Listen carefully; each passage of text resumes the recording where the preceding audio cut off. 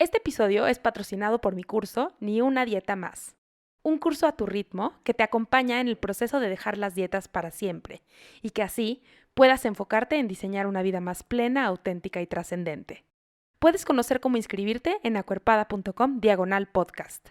Es acuerpada.com/podcast. Estás escuchando No Necesitas Adelgazar, un podcast contracorriente que cree en la inclusión radical, en las historias poderosas y en lo transformador que puede ser encontrar tu lugar en el mundo. Soy Ana Pau Molina, soy psicóloga y puede ser que me conozcas también como Acuerpada. En este podcast escucharás historias de personas que están retando a la cultura de dietas, a la gordofobia y a la violencia estética. Espero que te sirvan como recordatorio de que puedes vivir una vida plena, auténtica y trascendente sin perder un solo gramo de peso. Hola a todos, bienvenidos a esta su cuarta temporada de No Necesitas Adelgazar. No lo puedo creer, hermanes, se viene con todo la cuarta temporada. Vamos a estar, pues ustedes ya saben, ¿no? Platicando con activistas, platicando con gente chida. Y pues inauguremos esta cuarta temporada con este primer episodio en donde pues quiero chismear con ustedes. Me tomé todo el tiempo para preparar este episodio con mucha calma, para asegurarnos de que fuera un episodio de calidad. Y este episodio es una mezcla porque está dirigido para las personas en general, las personas que nos escuchan, pero sobre todo esta es para ti, hermane psicólogo, para ti que estudiaste psicología, que atiendes pacientes, que atiendes consultantes, usuarios, beneficiarios, como sea que les digas, para que exploremos nuestro estigma como gremio. Y para ti, quien no eres psicóloga, psicólogue, que te protejas, que conozcas, que busques como una atención adecuada para ti. Y quiero dedicar como este primer episodio a este tema que he cargado tanto en mi mochila y que tengo mucho que decir y siento que este episodio va a durar 45 millones de horas. Esperemos que no, por eso la introducción está siendo corta. Pero bueno, quiero platicar contigo sobre la psicología y todos los mitos que hay alrededor del cuerpo y del peso y de la gordura en nuestro gremio. Y quiero compartirte primero que nada que este episodio sí fue muy estudiado hasta donde yo pude, hasta donde el internet nos permitió, hasta donde los libros y los documentos a los que yo tengo acceso me permitieron. A lo mejor hay algo que no he visto y si es el caso, te agradecería que me lo compartas. Porque bueno, hasta aquí llegó mi investigación y hasta aquí llegó mi entendimiento. Estudié muchos artículos de investigación y libros y cosas que vas a encontrar como siempre en acuerpada.com/podcast. En el número de este episodio vas a poder ver como toda la investigación que hice. Y quiero empezar diciendo que como de dónde viene la inspiración de este episodio, ¿no? Primero es decirte que en la carrera de psicología que yo estudié, en la universidad en la que yo estudié, que es la Universidad Iberoamericana aquí en la Ciudad de México, nunca aprendí sobre pérdida de peso. Nunca se habló de que la pérdida de peso pudiera ocurrir a través de la psicología. Nunca aprendí que la terapia ayudara a bajar de peso. Nunca aprendí nada de eso. Tomé una clase en la carrera que era optativa, es decir, que tú la podías elegir, que era de psicología de la salud, donde aprendíamos cómo ayudar a las personas a llevar hábitos más saludables. Pero no necesariamente aprendíamos de que la pérdida de peso iba a ser efectiva o algo así. Eso yo nunca lo aprendí en la carrera, en la licenciatura. Y te quiero platicar un poco de dónde vienen mis ganas de hablar sobre este tema. Antes de empezar, quiero advertir que voy a usar frases, ideas, conceptos gordofóbicos y que pueden ser detonantes para personas que tienen un trastorno de la conducta alimentaria o una relación complicada con la comida. Si este es tu caso, puede ser que no sea el episodio mejor para ti en este momento. Te recomiendo que vayas a escuchar otro de los muchos episodios que ya tenemos. Cuando yo empecé Acuerpada, yo nunca soñé, nunca pensé que yo iba a dar consultas, jamás. Quienes me conocen desde hace más tiempo, ni siquiera solo de la licenciatura, o sea, de la universidad, sino desde antes, saben que yo nunca quise ser psicóloga para ser terapeuta, ¿no? Yo nunca estudié por esa razón. Yo quería estudiar psicología para dedicarme a temas sociales, de impacto social, de inclusión, o sea, yo siempre me quise dedicar a eso, pero nunca quise ser terapeuta. Y cuando Acuerpada empezó, lo primero que me empezó a pasar es que la gente me preguntaba si yo daba consultas. Y pues yo decía que no, porque yo no me preparé para ser terapeuta, no me quería dedicar a eso. Y llegó un momento en el que se volvió demasiado abrumador, que la gente me escribía, es que necesito ir a consultas y necesito ir contigo. Necesito ir contigo. Y yo no tenía con quién referir en ese momento. Referir se refiere a, o quiere decir, mandarte un contacto de mejor ve con esta persona. En ese momento yo no tenía con quién mandar a la gente. Y a mí me impresionó porque una cuenta que en ese momento tenía tal vez 4,000 seguidores, había tanta necesidad de consultas, si había tanta oferta, o sea, si había tantos psicólogos por todos lados. Hoy entiendo que una gran parte es porque no nos han enseñado a trabajar nada del tema de aceptación corporal ni de trastornos de la conducta alimentaria. Y bueno, he aprendido aún más cosas al hacer la investigación para este episodio. Pero entonces, algo que me pasa súper común es que llegan a consultas conmigo, al final decidí si hacerlo y asesorarme y demás para poder empezar a dar consultas. Y siempre que llegan a mi consultorio, cuando están yendo a terapia en otros espacios o han ido a terapia en otros espacios, me dicen, es que yo estoy con otra terapeuta o estoy con otra psicóloga o con otro psicólogo, pero no hablo de este tema ahí. Y estoy buscando como algo distinto. Eso es lo que siempre me dicen, ¿no? Como estoy buscando algo distinto, quiero atenderme de otra forma. Y entonces, pues pensando en hacer este episodio y hablar de las problemáticas que hay ahí, les pregunté en mis historias, ¿por qué no vas a hablar de esto en terapia, ¿no? O sea, ¿por qué si los psicólogos se supone que tienen que ser un espacio de aceptación y tiene que ser un espacio como donde puedas hablar de lo que sea sin ningún problema, ¿por qué no hablas de tu cuerpo? Que además, a ver, o sea, el cuerpo está en todo, o sea, ¿cómo no vas a hablar de tu cuerpo si el cuerpo impacta todo lo que somos y lo que hacemos porque es nuestro vínculo con el mundo? Y te quiero platicar como algunas de las razones por las que mis consultantes dijeron, no hablo de esto en consulta, ¿no? Lo puse como en grupos, tengo 1, 2, 3, 4, 5. Quienes solo me están escuchando, tengo mi computadora enfrente y por eso tengo aquí mis notas. Tengo 5 como categorías donde puse las respuestas de las personas. Estas, por supuesto que no son todas las respuestas, pero son las que más se repetían. La primera categoría es como la dinámica de las sesiones no se presta para que yo hable de mi cuerpo o de mi relación con la comida, ¿no? Por ejemplo, es un tema muy difícil, no sé cómo abrirlo, no sé cómo tocarlo, o la persona no me pregunta al respecto. Mi terapeuta, mi psicólogo, mi psicóloga nunca toca el tema, nunca me lo pregunta y pues como es muy difícil yo prefiero no hablarlo, ¿no? Esa es como la primera. La segunda es que mi terapeuta, mi psicólogo, mi psicóloga minimiza o hace menos este tema. Por ejemplo, toco el tema de mi cuerpo o de la comida y esta persona me cambia el tema. O llevo años en terapia con esa persona y nunca ha notado que tengo un problema con la comida, aun cuando se lo he dicho muchas veces. O mi psicólogo, psicóloga, psicólogue cree que es normal que yo tenga un problema con la comida o con mi cuerpo. La tercera razón por la que la gente no habla de esto en terapia es porque, y esto tiene que ver mucho con la cultura de dietas que está arraigada en los consultorios psicológicos. Por ejemplo, recomiendan hacer dietas o me recomiendan conductas desordenadas mis terapeutas. Me refieren o me recomiendan a alguien que ayuda a bajar de peso con terapia cuando yo no pedí el contacto. Y bueno, vamos a la cuarta razón, ¿no? La anterior es como, ok, la cultura de dietas está metida en los consultorios, está normalizada, ¿no? Pero después tenemos, mi psicóloga es gordofóbica, ¿no? Esta era otra de las razones por las que la gente no habla de esto en terapia. ¿Qué quiere decir? Por ejemplo, porque va a pensar que soy gorda por mis traumas o que estoy traumada por ser gorda. Una persona me puso, mi psicóloga es gordofóbica y siempre terminamos discutiendo. No tendrías por qué discutir con tu terapeuta. Y finalmente porque tengo que explicarle demasiado y educarla. Y eso puede ser cansado y yo lo entiendo, ¿no? Entonces, esa es otra de las razones por las que la gente no quiere hablar de esto en terapia. Y finalmente, hay una muy real razón de me da miedo la violencia. Es decir, ya te he hablado, ¿no? De que hay psicólogos que te mandan a perder peso, hay psicólogos que te dicen que tu peso es emocional, que ahora vamos a ir a eso.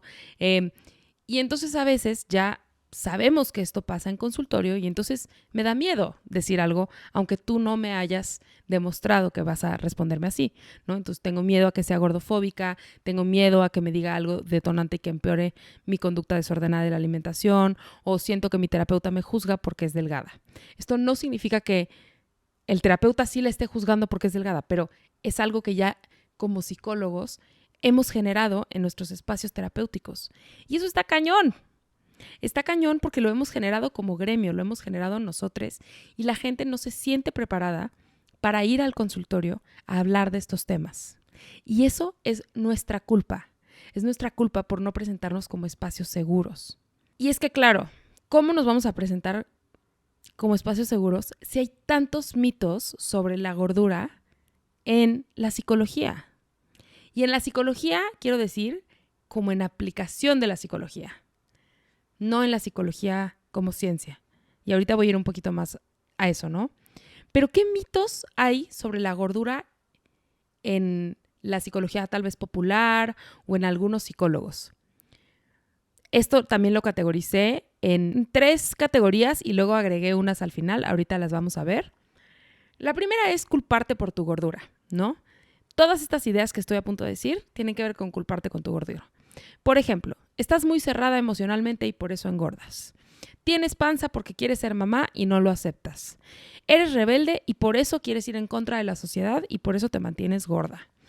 Comes para llenar un vacío o para no decir algo que quieres decir. Estás gorda porque tienes depresión, pero tú no lo sabes. Estás ocultando algo y por eso eres gorda. No te quieres y por eso no te cuidas y por eso eres gorda. Tienes falta de fuerza de voluntad. Ya tenemos un episodio sobre la fuerza de voluntad. La fuerza de voluntad no existe. O falta de control de impulsos. Necesitas más atención en tu vida y por eso estás gorda, porque quieres que te pongan atención. Te estás comiendo tus emociones. Y finalmente, seguro abusaron sexualmente de ti y por eso no quieres ser atractiva y por eso eres gorda. ¡Guau!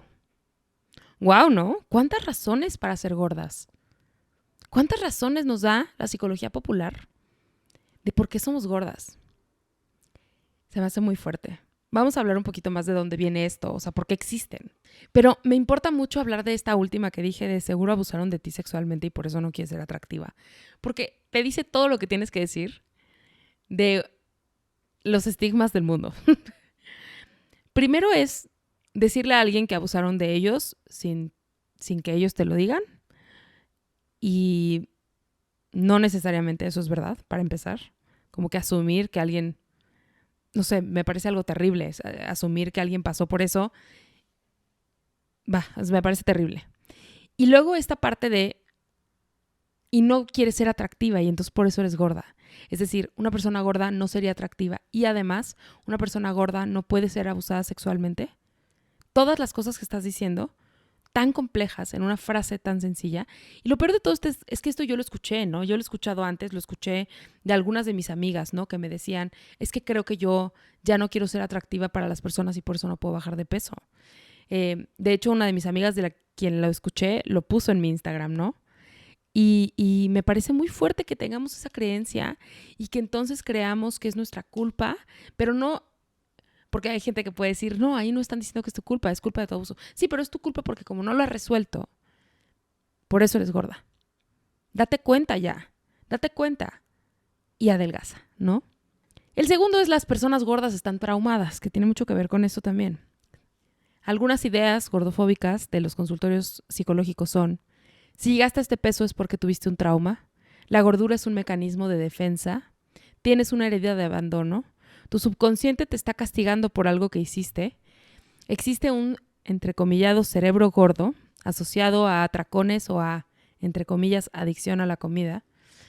Eres gorda porque tienes asuntos no arreglados con mamá y papá. Eres gorda porque tu peso está así por tus heridas de la infancia. Y finalmente, dependiendo de dónde está la grasa, es el trauma que tienes. La gordura no es un efecto de trauma. La gordura no existe por eso, es porque es parte de la diversidad humana. Y quiero que hablemos un poquito de esto, como El otro día yo escuchaba a alguien decir, los niños que tienen desnutrición muchas veces no alcanzan la estatura que alcanzarían si pudieran comer suficiente. Esto es una realidad, ¿no? Es una realidad que la desnutrición es uno de los temas más complicados, que yo creo que tendríamos que estarle poniendo más atención que la gordura. Pero bueno. Y la malnutrición o la desnutrición sí hace que los niños no crezcan tanto. Pero eso no quiere decir que todos los niños que son de estatura baja es porque no comieron suficiente en la infancia. ¿Sí me explico? No están conectadas una con la otra. Y entonces puede ser que una persona suba de peso porque tuvo un tema emocional y entonces tuvo que detener la restricción de las dietas y entonces subió de peso, o porque lidió con sus emociones a través de la comida porque no tenía otra opción y subió de peso. Pero eso no quiere decir que todas las personas gordas es porque tuvieron un tema traumático. ¿Sí me explico con el otro ejemplo? Espero que se entienda. Normalmente estos ejemplos los doy en vivos, entonces veo sus comentarios al mismo tiempo. Ahorita no lo estoy viendo porque lo estoy grabando, pero espero que este ejemplo se entienda, ¿no? Como no todas las personas gordas pasaron por trauma. De hecho, la mayoría, el peor trauma que tienen es la gordofobia. No tuvieron un trauma y por eso engordaron. Y a veces incluso nosotras mismas, por estas narrativas, nos compramos eso y empezamos a buscar en nuestra vida, ¿cuál fue el trauma que hizo que yo fuera gorda? Ninguno. El cuerpo cambia y las personas pueden ser gordas sin haber pasado por un trauma. Finalmente, está si sanas vas a bajar de peso, ¿no? Algo está bloqueado en tu mente y por eso no adelgazas. Estás cargando cosas que tienes que soltar y cuando lo hagas vas a adelgazar. Debajo de toda esta grasa está tu verdadero yo, ¿no? Entre comillas. Y hay uno muy, muy, muy, muy fuerte que quiero hablarles, que es que hay psicólogas que hoy en día se venden como psicólogas libres de estigma, psicólogas antigordofobia o psicólogas no pesocentristas, se venden como eso, pero que después hablan de peso emocional. Y a mí me llama mucho la atención porque me he metido a ver qué ofrecen, ¿no? Me he metido a ver qué ofrecen y casi siempre lo que acaban diciendo es, cuando te liberas del peso emocional, te liberas del peso corporal.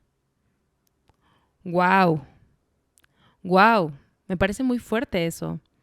Esa no es una persona libre de estigma, no lo es. Porque lo que nos está diciendo es, las personas que no adelgazan es porque tienen traumas, las personas gordas. Se mantienen gordas porque tienen traumas. Eso es lo que nos está diciendo eso. Lo que nos está diciendo este tema del peso emocional, entre comillas, es que si te mantienes gorda es porque hay algo no resuelto emocionalmente. Y eso no es verdad. No es verdad. Y ahorita voy a tocar un tema como para comparar, ¿no?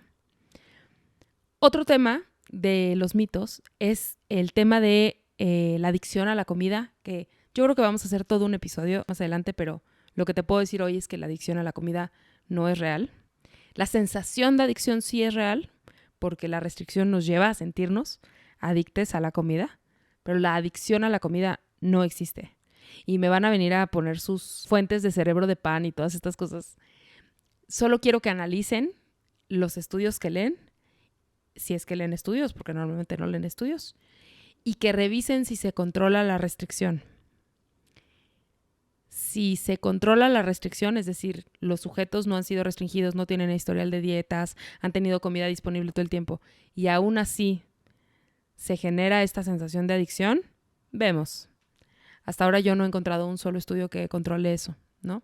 Es decir, todos los estudios son con sujetos restringidos, normalmente es con animales además, restringidos, con poca comida o que han tenido un historial de dietas o cosas así, ¿no? Entonces, sí, la adicción a la comida no existe, pero entonces también está todo este tema de los comedores compulsivos y de los programas de 12 pasos, un poco como se usan en Alcohólicos Anónimos para comedores compulsivos. Eso no funciona, hermanes. Y ahora vamos a hablar un poco más de eso. Y finalmente, la que es peor, si cambias tu cuerpo, mejora tu imagen corporal. Veo todos los días con mis consultantes historias de, es que yo sí adelgacé y aún así no me sentía bien. Sí, porque la imagen corporal está en tu cabeza, no en tu espejo. La imagen corporal está en tu cabeza, no en tu espejo. La imagen corporal está en tu cabeza y no en tu espejo. Eso es muy importante saberlo, porque no importa cuánto cambie tu cuerpo, si lo que está aquí no está resuelto, nada está resuelto. Y aquí dije, me señalé en la cabeza, para quienes lo están escuchando. Y eso está cañón. Yo creo que hoy tengo mejor imagen corporal que nunca y estoy en el peso más grande de mi vida. Eso es porque la imagen corporal está en tu cabeza y no en tu espejo. Entonces, es muy importante para mí esto, ¿no? Como entender que no, si cambias tu cuerpo no necesariamente va a cambiar tu imagen corporal. Y si tu imagen corporal depende de cómo se ve tu cuerpo, es decir, si te pones a dieta y al mismo tiempo trabajas tu imagen corporal, pero tu imagen corporal depende de ese peso al que quieres llegar, olvídalo. Estás perdida. ¿Por qué? ¿Por qué estás perdida? Porque tu cuerpo va a cambiar toda la vida y vas a envejecer y te vas a arrugar, te van a salir canas, a lo mejor adquieres alguna discapacidad, a lo mejor te enfermas. Y si depende de que tu cuerpo se vea de cierta forma, olvídalo. Estamos perdidos. Necesitamos trabajar un poco más lo que está en tu cabeza y no lo que está en tu espejo. Y entonces, ¿por qué están todas estas creencias de que el cuerpo gordo está traumado y que entonces si sueltas el peso emocional, sueltas el peso corporal y que no sé qué y que el trabajo del terapeuta es hacer pérdida de peso? ¿Y por qué creemos todas estas cosas? La realidad es que es porque miramos a la evidencia y a los estudios con sesgo. Esa es la verdad. Te quiero platicar que ayer en la noche, antes de grabar este episodio, quise platicar con una de mis mejores amigas. Ella es experta en psicoanálisis. Para quienes no lo saben, cuando tú estudias psicología, pues estudias una carrera muy general y las personas que se dedican al psicoanálisis como tal tienen una preparación de muchísimos años, que creo que son 6, a lo mejor me estoy equivocando, pero creo que son 6, después de la carrera, ¿no? O sea, terminas la licenciatura de 4 años y tienes que hacer una maestría, una especialidad y luego una formación adicional para convertirte en psicoanalista. Estas personas se preparan muchísimo, tienen que estar mucho tiempo leyendo, estudiando, supervisando, que supervisar es platicando con otros psicólogos o con otros psicoanalistas más experimentados para aprender. Tienen que hacer todo este trabajo, ¿no? Entonces yo hablaba con ella y le decía, es que creo que muchos de estos mitos vienen del psicoanálisis, ¿no? Yo creo que muchos de estos mitos son como, no entiendo, ¿qué dice el psicoanálisis de la gordura? Platícame, ¿no? Tú que ya estás estudiando, que eres experta, ella ya tiene su maestría y su especialidad, está a punto de terminar como toda la formación para ser psicoanalista. Y yo le decía, ¿qué dice Freud? ¿Qué dice, no? ¿Qué dice el psicoanálisis? Porque yo no sé, no soy experta en psicoanálisis y hace mucho que me gradué de la carrera. El psicoanálisis es solo una corriente, ¿no? Y ella me decía, pues nada. Me dijo, bueno, hasta donde yo he leído, ¿no? Hasta donde yo he visto, hasta lo que yo he analizado, nada. Me dijo, a lo mejor en algún lado existe algún escrito de algo, pero en los fundamentos del psicoanálisis que yo he leído, que ha sido mucho, no hay nada sobre la gordura como trauma, ni como nada de eso, no existe. Y yo decía, wow, o sea, pensé que sí, ¿no? Yo pensé que ella me iba a decir, pues mira, está esto, pero pues yo no lo creo, lo que sea, ¿no? Pues no, o sea, al menos hasta donde ella ha leído, no.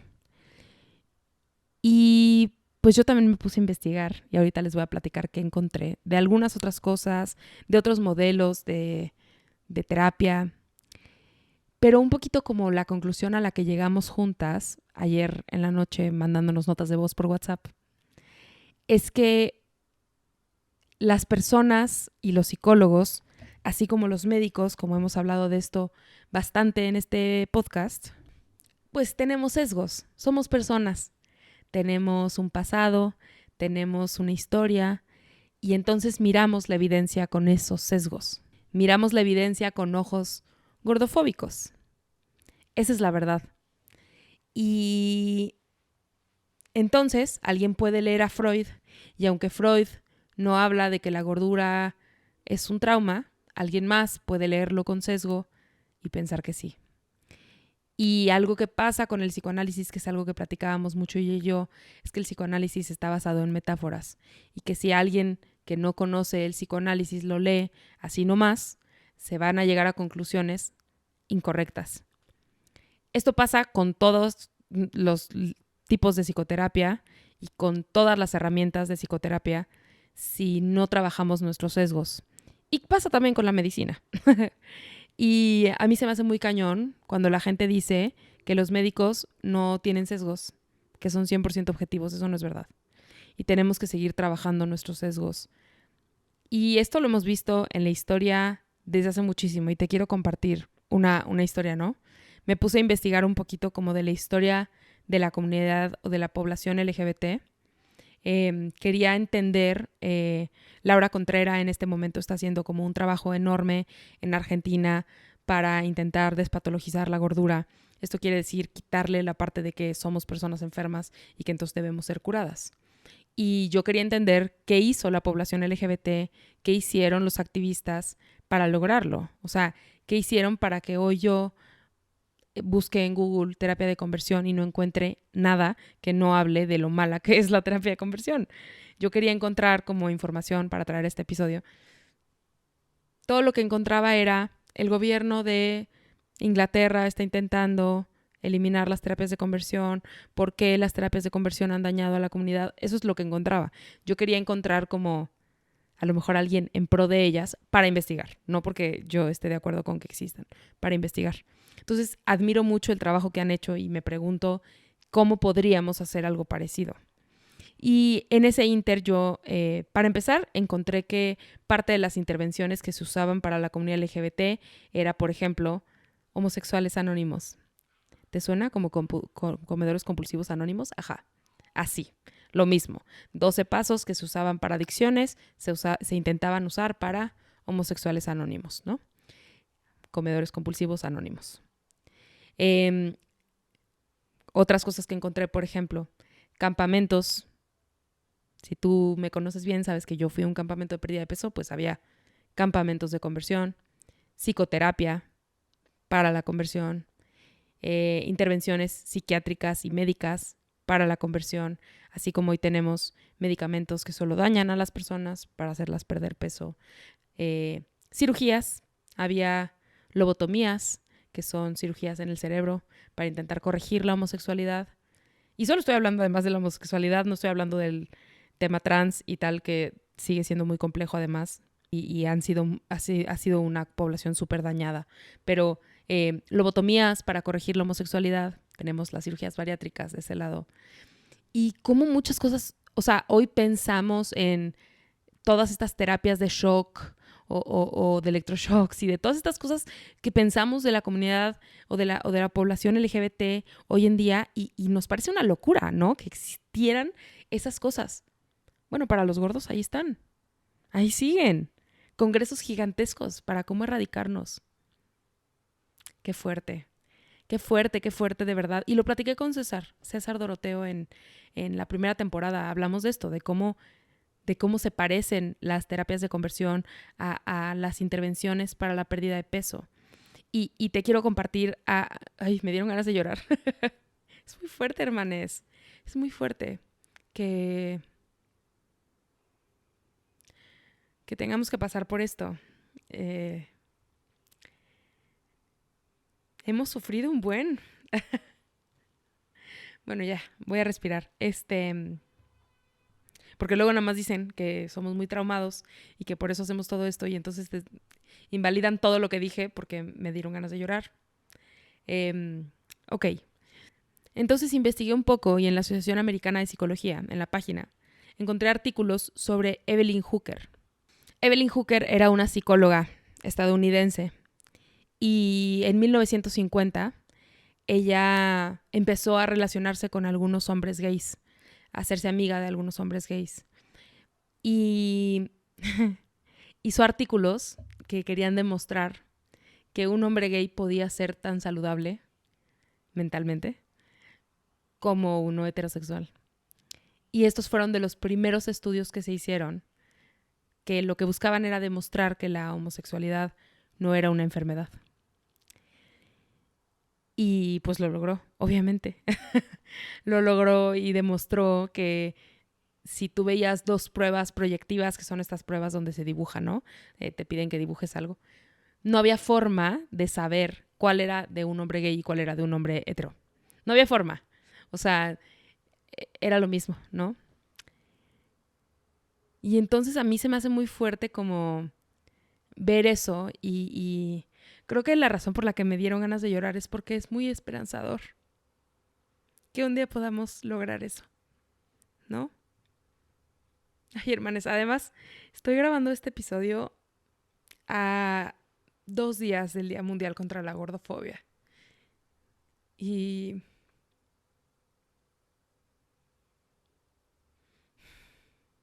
es muy fuerte. Es muy fuerte pensar que tenemos que comprobar nuestra humanidad en un espacio terapéutico.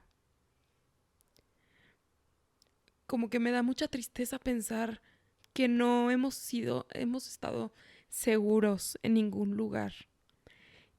Y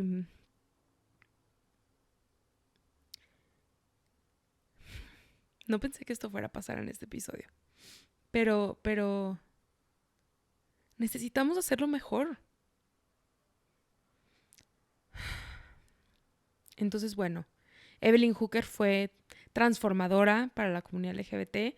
Por supuesto, Evelyn Hooker, o sea, después de mucha lucha de la población LGBT, llegó ella al final y puso su cereza, ¿no? La lucha no la hizo ella, la lucha la hicieron la población LGBT, ¿no? Y así como las gordas, ahí estamos luchando y luego pues llega gente como Raquel a poner su cereza, ¿no? A decir, pues sí, mira, como delgada apruebo.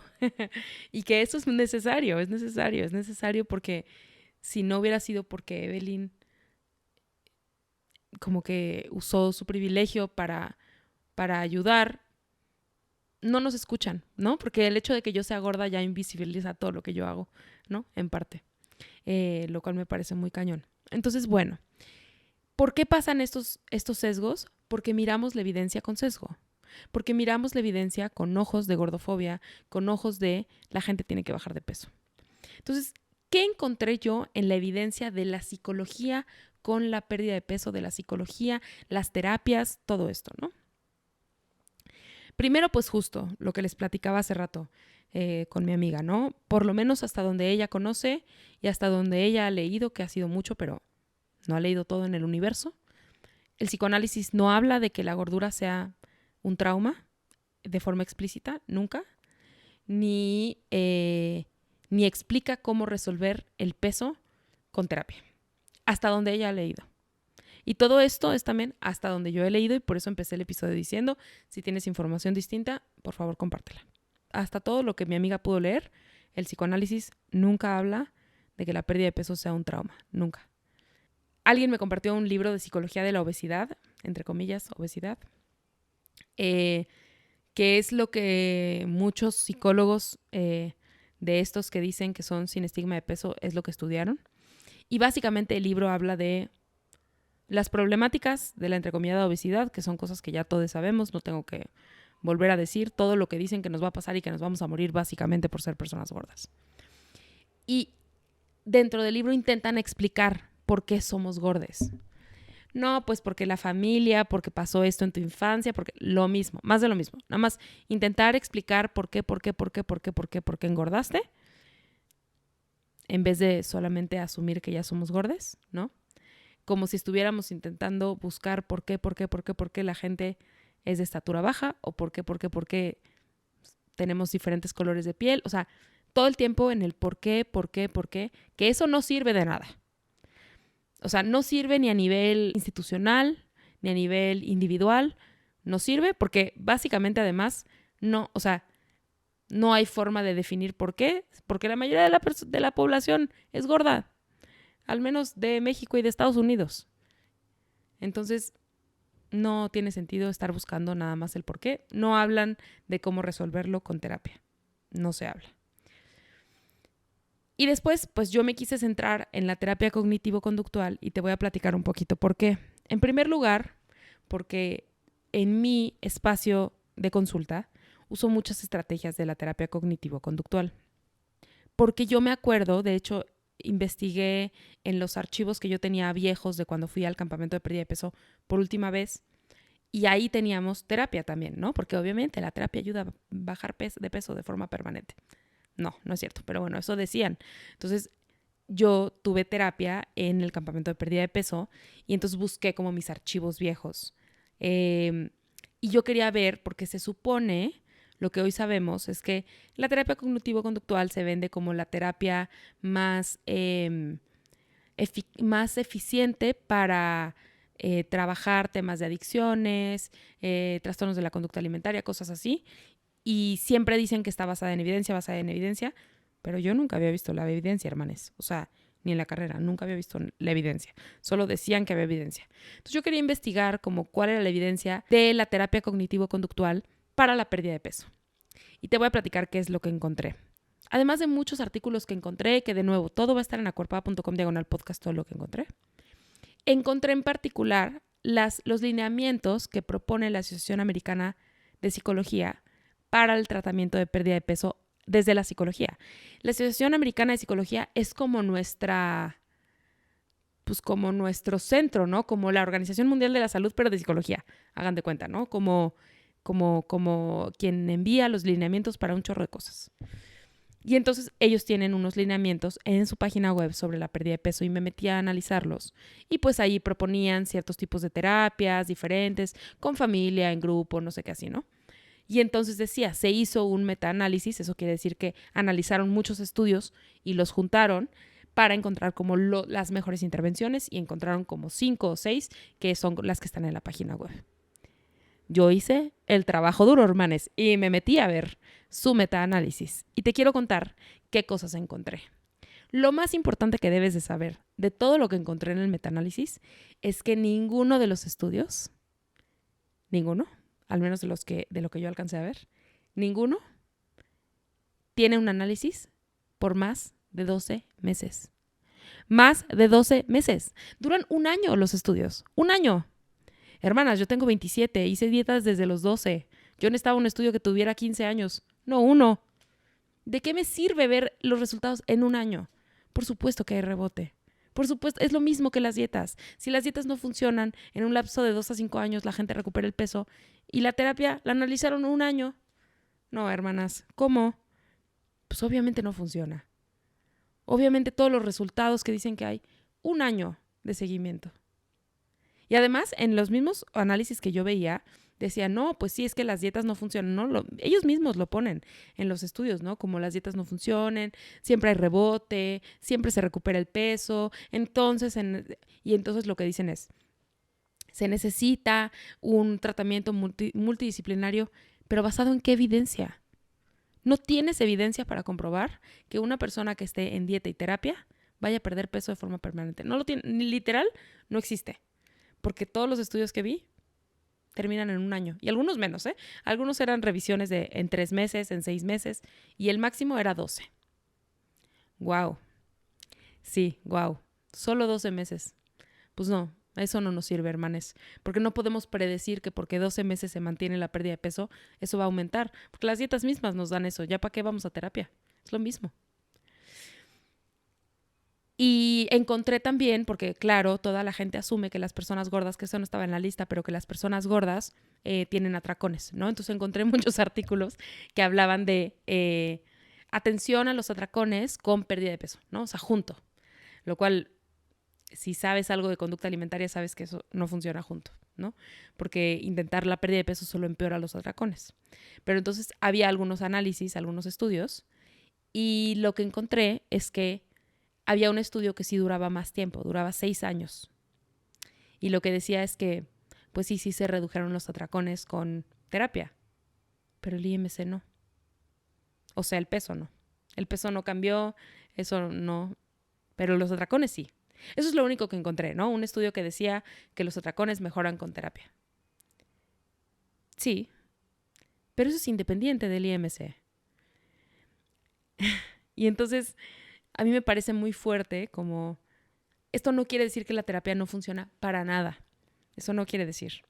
Lo que quiere decir es que no funciona para la pérdida de peso y que tenemos que dejar de creernos esa mentira que está inventada por alguien en su imaginación. No sirve para la pérdida de peso y los autores más profesionales lo saben. Porque si analizas la evidencia, lo ves. No es efectiva para eso. Y además, la terapia nunca debería de ser una herramienta para ajustarnos a la opresión. La terapia nunca debería de ser una herramienta para ajustarnos a la opresión. La terapia nunca debería de ser una herramienta para ajustarnos a la violencia. Nunca, nunca, nunca la terapia debería de ser una herramienta para ajustarnos a la violencia. Y lo ha sido muchas veces. Muchas veces la terapia ha sido una forma de controlar a las personas y eso ya no puede ser. Necesitamos espacios seguros. Necesitamos dejar atrás las terapias de conversión para gordos. Atrás se tienen que quedar. No más. No más. No hay evidencia para seguir haciéndolo y solo es violento y solo nos causan trastornos de la conducta alimentaria, que así como la gordura va en alza, ¿no? Estamos engordando cada vez más como población. También los TCAs ahí van. ¿Por qué? Porque los TCAs están siendo provocados por estas ganas de adelgazar. Y porque además estas ganas de adelgazar nos llevan a tener más atracones y nos hacen engordar más. Entonces el sistema no está funcionando. No está funcionando.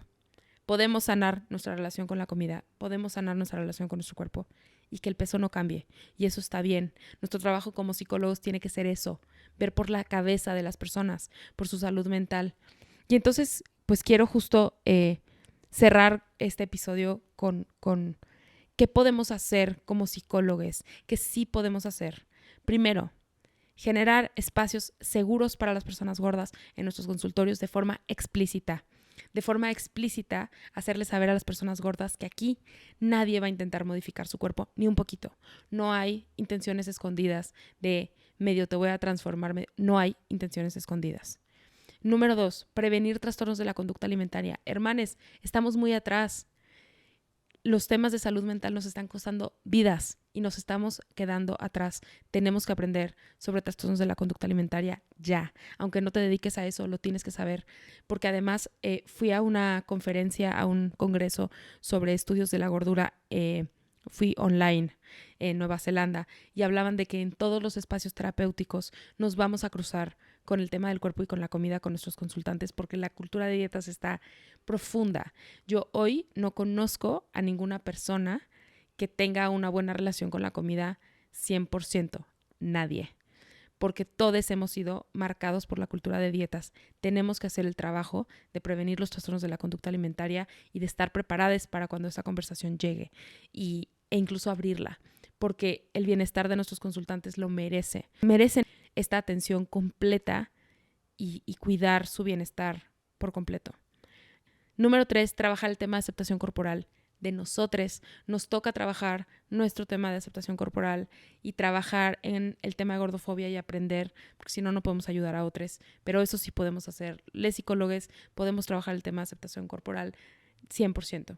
Número 4, ¿podemos trabajar el tema de relación con la comida? Claro que sí. El tema de la relación con la comida tiene que ver más con lo que piensas de la comida que con lo que comes. Tenemos que trabajar el tema de relación con la comida con las personas. Si tú no te quieres dedicar a eso, puedes referir, pero los psicólogos podemos hacerlo y podemos hacer una diferencia enorme. Y número 5, y esto sí casi que es obligatorio, tenemos que aprender de una perspectiva de justicia social. Tenemos que sensibilizarnos, tenemos que dejar de decirle a las personas, salte de ese hogar violento, nada más así. Tenemos que dejar de decirle a las personas que estás gorda porque quieres, estás ahí porque quieres, violentando a las personas en el consultorio. Tenemos que detenerlo. Los psicólogos podemos hacer mucho por esto, pero enviar a alguien a perder peso no es una de las intervenciones que debemos de estar haciendo. Y seguir aprendiendo y entender los límites de nuestro trabajo. Muchas veces a mí me piden, puedes atender a esta persona, es que tiene un TCA. Yo no trabajo con TCAs, hermanes, y no lo hago porque no tengo un equipo atrás respaldándome de médicos, nutriólogos, psiquiatras. Se requiere una atención súper compleja para los TCAs y yo no estoy lista para eso. Tenemos que entender los límites de nuestras prácticas y no intentar atender cosas que no sabemos cómo atender, pero sí tenemos la responsabilidad de referir a nuestros consultantes y de seguir estudiando cada vez más y actualizándonos. Ahora, para las personas que no son psicólogos, psicólogas, psicólogues y que solo van a terapia o quieren ir a terapia, tienes derecho a un espacio terapéutico libre de violencia 100%. Tienes derecho a eso. Y encontrar terapeuta es como encontrar pareja. Date chance de buscar. Y también puede ser que estés años con una persona y que digas, hasta aquí llegó, voy a buscar a alguien más. Mereces la atención que requieres y que buscas, una cosa de calidad, que te haga sentir bien contigo, que, claro, que te haga trabajar, ¿no?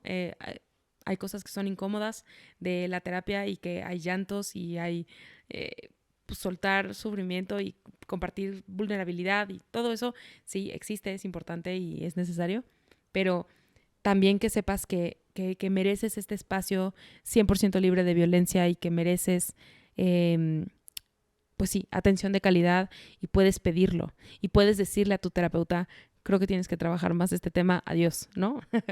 Sin ser violento ni nada, pero puedes hacerlo, ¿no?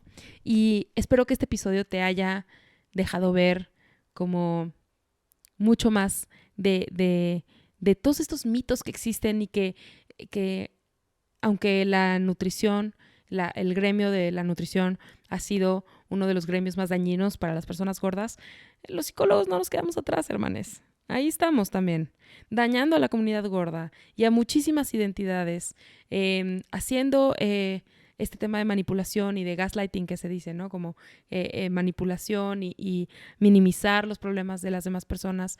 Y tenemos que hacerlo mejor.